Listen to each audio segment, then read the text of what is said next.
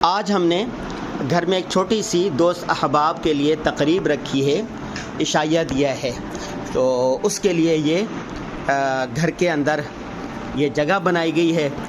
इशा के वक्त आज मुख्तलिफ़ दोस्त अहबाब और रिश्तेदार आएंगे।